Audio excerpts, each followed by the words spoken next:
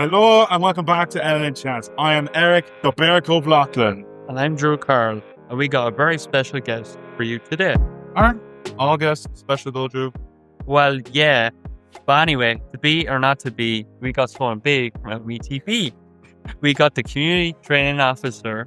Her role is to help and make sure programs are welcoming, respectful, and built around people's lives so everyone gets support they need to move forward. And there goes more of the budget. Yeah, there we go. It's shot. Well, financial troubles aside, please welcome the Community Training Officer, Ayoma. So, how are you feeling now? I'm okay. Thank you very much. Lovely, big, nice and friendly welcome on a Monday morning. How are you guys? Thank you. The only downside, it's Monday. That's all I can say. Yeah. But it's a good start to a Monday. Yeah, so we know a bit about you, but for people that don't, could you tell us a bit about yourself and what you do? I can. Thank you for that. So my name is Ayoma Bowe, and I'm the Community Training Officer, like you've just said, for LOETB. And I work across County Laois and County Offaly. So what community training involves is it's another route into education and training. For some people who maybe just haven't enjoyed mainstream education, for some reason they haven't been in education for a while or just want a different route. So we offer major awards at level 3 and level 4 across communities. So we have the National Learning Network with you guys here. We have the Community Training Centre in Tullamore, which you know about because there's also some pathways into the Community Training Centre as well. We have local training initiatives. So what they are smaller little programs in organisations. So we have Offaly Traveller Movement, which is a traveller-specific local training initiative here in Tullamore. We have one out in Eden Derry. You told me you're from Eden Derry. Yeah, indeed. So we have a local training initiative out in Eden Derry, and that's a level 4. And they all offer progression route into level 5 programs, into apprenticeship. Some people go on into Mount Lucas if they want to do construction trades. There's lots of different things that people can do. So my job is the officer for community training. So I work really closely with your centre manager, so Keane and Stacey, for example, to ensure that we are all delivering the best programs we can for you guys. So it's all for us in Laois Offaly. It's all about a really enjoyable and worthwhile learner experience. Yeah. So that you guys are having the best educational experience that you can have, that you're bringing a pep into your step and you're thinking, okay, this stuff is really good. Let me get my head around it and where can I go? Yeah, sky's the limit. Yeah, exactly. So you said that you're obviously working in the LOETB. So what does a day look for you? Never mind. That's Drew's question. Edit that out. So we're going to throw back a little bit. So young Ayoma here. Yeah, this is about. Am I not still young? Yeah, what the hell? So what made you want to work in education and training? Okay, so for me, working in education and training, one of the things I love most is to watch people grow and progress in their life. For me, to see learners come in who have very little confidence and to watch what we call in education the transformative power of education. So to watch learners come in and think, oh, you know what? I don't really know what I want to do. I don't really know where I'm going with this. And then all of a sudden, they click in with their tutor, they click in with other learners, they see a kind of a mentor thing going on and they think, do you know what? There's something about it. I'm going to stick with it. And to watch learners who really come in very nervous, completely transformed by the end of the program and think, do you know what? Actually, I can do so much more than I thought I can do. So for me, education is about that. It's about that confidence piece, yeah. But it's also about developing critical thinking skills. So like when we come in and we start to think in new ways and we get to look at different programs and we think, okay, your mind starts to open up. So we develop metacognitive critical thinking skills. And that stuff is the stuff that broadens and expands our mind. So there's great theorists in education that I love, like Paulo Freire, who's a Brazilian educationalist, and where further in adult education actually stems from all of his teachings and all of the teachings that come after. So for me, before I moved into education, I worked in the arts. So I worked with poets and I worked with musicians and as manager in the background and producing stuff and that kind of thing. But for me, I always wanted to come back into community and I always wanted to, as I said, be inspired again by the power of the transformative power of education. So that's how I found myself in the role that I'm in. And question there, you say you work in the arts. Are there any big names that we would know? Yeah. Well, I didn't work with any of the huge names, but if you're into literature and you're into poetry and you're into writing and stuff, I don't know if you remember any of the great poets of Ireland like Seamus Heaney. Yeah. Oh, yeah. Yeah. So I was privileged to meet Seamus Heaney before he passed away. Yeah. I was also privileged to be at his funeral, which was very interesting with some of the most famous writers that we have in Ireland and stuff. So that was a bit of a big experience. Yeah. Jesus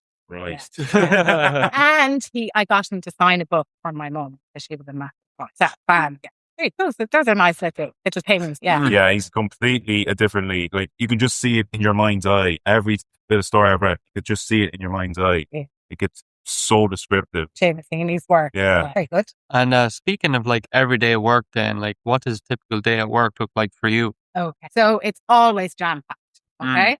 So there's always like a to-do list. Yeah. That's always longer at the end of the day than when you start because you set out on a track of trying to get through your list and lots of tasks come at you. So the plan for me, every day I make a plan, okay, of the things that I have to get through. And then there's always stuff that comes in. So you have to just be ready for things that come in. There's always priority tasks that come in that you don't have control over. So for me, I might come in the morning. If I'm in the office, there's always financial management pieces for me to do. If I manage budgets, I manage contracts, so I work with all the learner payment stuff. I work with all the administration team to make sure all the learners get paid and all the centres get paid their funding from LOETB. So all the 6 centres that I work with, so I would manage the funding piece for that and I'd manage the contract. And then I would come out then. So you might see me, you often see me out here. That's me on a visit, on a project visit or on a programme visit, meet with Keane and Stacey, to meet maybe with the payers and to meet most importantly with you guys and ask you some questions, see how you're getting on, how the programs are going for you, what stage you're at with them, when you're thinking of getting your major award, those things. So that's kind of my job. I also work with a number of other colleagues. So I'm in an inclusion team. There's lots of people in our team. So we have an access officer, we have a big literacy team, and we have loads of different things going on. And an inclusion manager. You will have met Eileen well, so she's the inclusion manager. And so we all work together, and our job collectively is to ensure that we have really good pathway for our learners. So now more than ever, that's work that we're doing in LOETB. So for me, in community training, I sit between LOETB and the community. So my job then is to focus on community training and make sure that we're ready to join up the dots and make sure that there are good pathways for learn to progress. You were asking me earlier about that, Eric. You were like, if I did a level 4 in Eton Derry, for example, where could I go with that? So there's options from a level 4 into many levels. For example, or you could go into an apprenticeship through a level 5. So there's lots of things, and we're about really focusing that at the moment to give the best options there. Yeah. So your job just screams never a dull day in the office. Never a dull day in the office. Too much, and it's great because for me, it's about what I can bring, the experience I can bring to you guys. That's why I do my job. Makes me grateful I'm a student. Yeah. So a lot of people have different experiences at school. So how can community training help someone who wants a brand new start? Okay. So it's like I said, community training offers like a bit of a different option to mainstream education. So the lovely thing about community training is our classes are smaller. So we have a lot of challenges for learners coming in. We might have a lot of learners who have anxiety. Big classes are overwhelming. They would like to have a bit of time where they can do one-to-one support with tutors. Like you guys have your individual learning plans. Like all of that stuff is really important in community training. Like we've such a range of learners. We have learners in the NLN and all of the brilliant and diverse skills that you guys bring. All of the we have learners in the CTC the same. We have learners who come in from other countries and the challenges that they have. So community training tries to meet learners where they are at. Yeah. So learners who are coming in from war-torn countries. There's always a place in community training for learners at level 3 and 4, no matter what their background. So we try to meet learners where they're at. Yeah, that's our job, and to facilitate that process as much as we can. And speaking of your job again, what do you enjoy most about your job? Well, I suppose it goes back to that piece that I shared at the beginning, Mm. is to watch learners work, and is to really watch them waking up and starting to realize that they can do way more than they ever thought they could imagine. The potential is endless. Like you said, our guy is the limit. So for me, that's one of the most enjoyable things. Like I was over here with you guys, with you, and we had a big networking day. You remember recently when you were both on the panel, the learner panel that you were on with Stacey, in front of all of the managers across all the different centres in the ETB. That was powerful. Yeah. So that's what we call in education, that's what we call partnership and collaboration. And that's how we all learn. That's how we learn from you guys. What's working for you, what's not working for you. And then when we meet with our colleagues together, like there's other colleagues across LOETB got to learn about NLN by being in the centre, by going on a tour. So all of those pieces are really important to me. So developing and always moving forward and always seeing where we can improve. And this is just a question that's out of the blue from me. Don't worry, it's not illegal. So, just out of curiosity, out of all of the courses that is in LOETB, is there anything that you wish that would be in there, or is there all there is that can be done? No, there's always more. There's always more can be done. And I think that there's a very broad range of courses in LOETB, I have to say. Like from community, people can come in and learn to read and write in LOETB with no literacy skill. We have the ability to bring people from that point all the way forward. Okay. So that's really inspiring. So we have a really talented bunch of educators, including your own educator, Matthias, all the other educators here in NLN, across the literacy team. So you can work with people right from that point the whole way through. So there's always room for growth, and we're always listening to what learners want. So in the Community Training Centre, for example, in September, we're starting with an art and design course at level 4, which is amazing. So people here who are interested in art and design, who are at level 3, might work here at level 3. They might benefit a bit more from doing a level 4 here as well. And then they might like to move. They might like to move in to do art. And from doing that art course, for example, you can progress into level 5 in here in Tullamore and progress on with art and then into do your degree. So there's this pathway. So that's a new program that I'm really happy to talk about. Yeah. And we talked about what you've enjoyed. Now, what are some of the biggest challenges people face when they are trying to get back into education or find a job? Yeah. So I suppose some of the biggest challenges for learners is that initial piece of believing they can do it. So that sometimes is the hardest thing. Sometimes the hardest thing is to step into the door of the place because we're so anxious. We don't know what's behind that door, and then making that big initial step coming over the doorway and coming in, you take a big breath and you go, this is actually brilliant. Do you know what I mean? So it's that big leap of faith. So I think that that's one of the initial challenges that's really, really difficult for learners. There's many challenges like anxiety and mental health are big challenges for learners. But programs like NLN have so many supports, particularly tailored for people who struggle with mental health at different times of their lives, with anxiety issues at different times of their lives, trauma. There's an amazing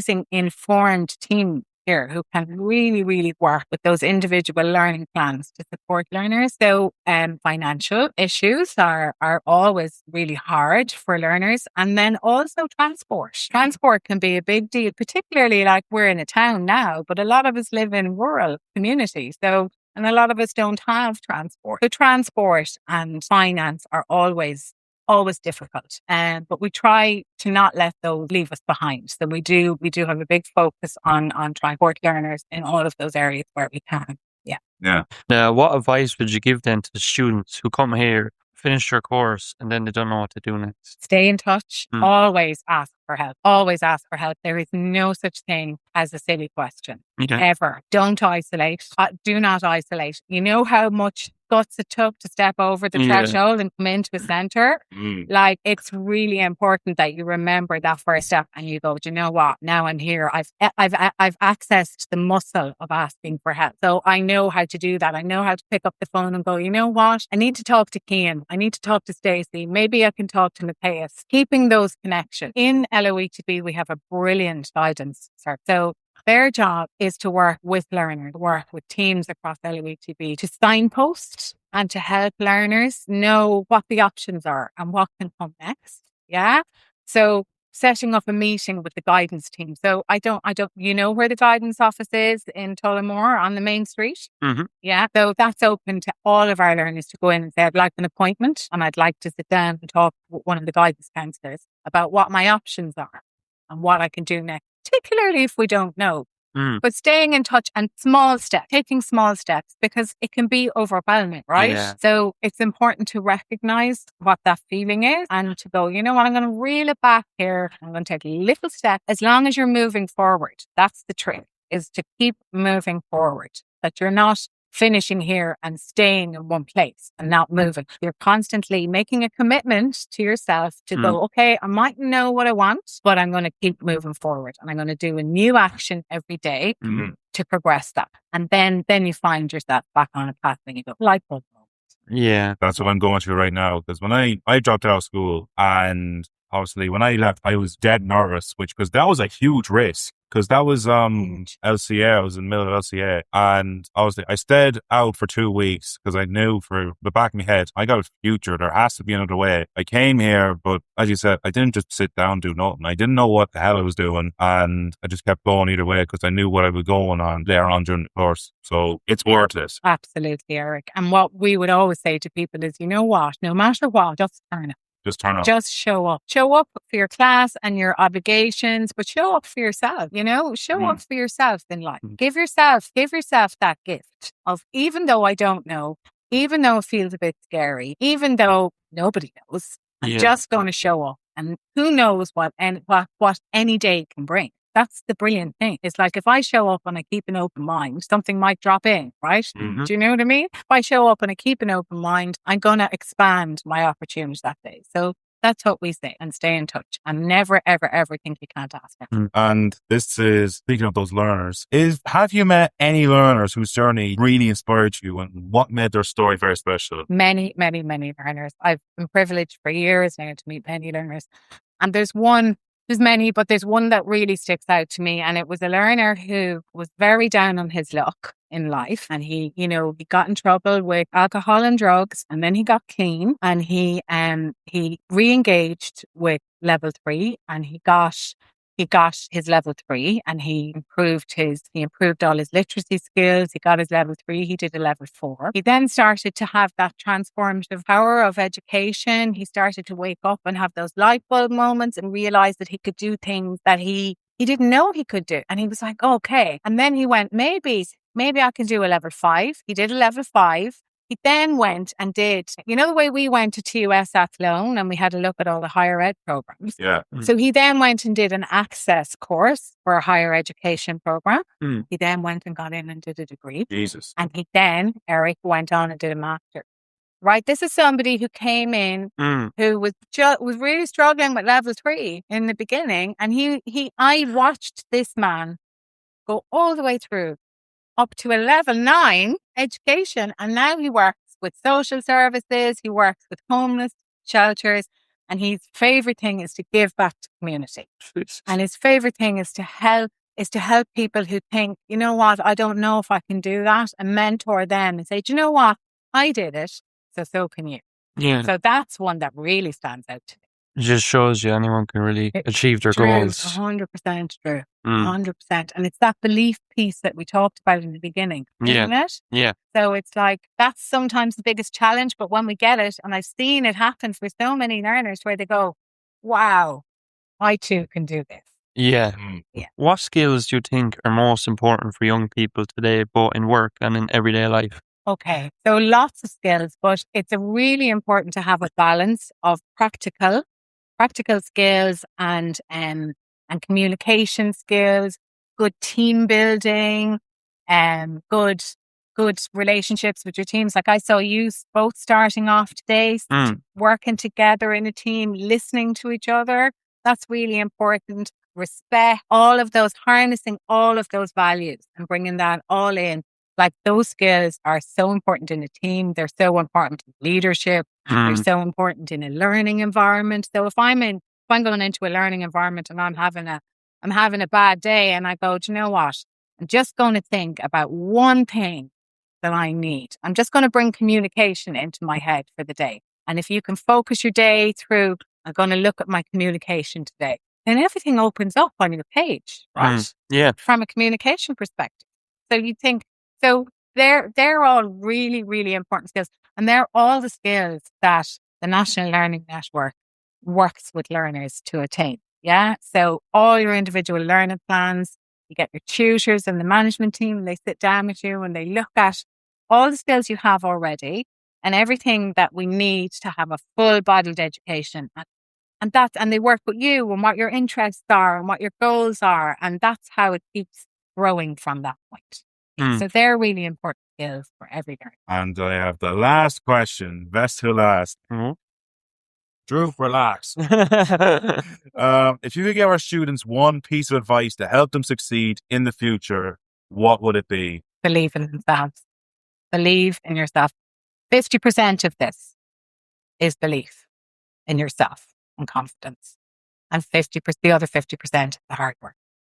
So you've got to constantly work at belief and at mindset first. And with that, if you've got that, and then you have to work at them together.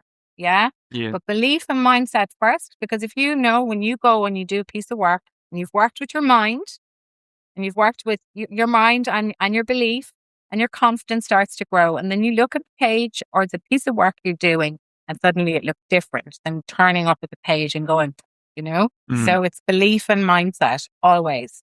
And anything is possible.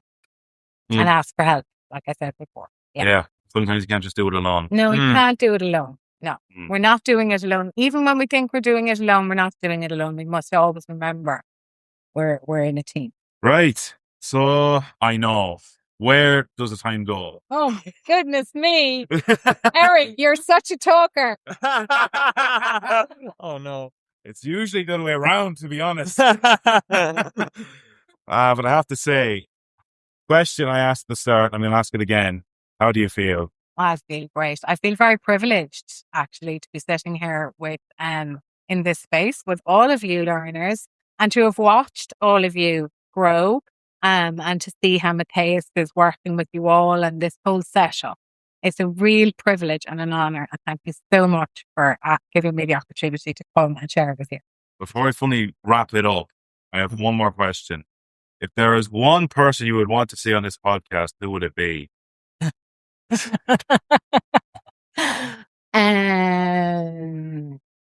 Taylor Swift. Yeah, good luck. Yeah. Jesus Christ. You caught me on the up there. Yeah, I'm a bit of a knack for that, I will admit. It was nice to have you on the podcast. And do you think you'll come on again, maybe? Well, it depends. Depends on the weather. Depends on my confidence. Yeah. But I do anything for our learners that are going to benefit us. So, yeah, best of luck with it. Thank you very much, Ayoma. Pleasure having you on the podcast. Thank you. Thank you, Drew. No problem. Again, we'll wrap up this podcast. I'd like to thank everybody for watching or listening or whatever you're watching this on or listening to. I really don't mind, even from our space. So I just want to say thanks for listening. Don't forget to like and subscribe. Thank you. And Drew, any last words? Don't forget you can see us on YouTube or Instagram. Yeah, that's what I meant.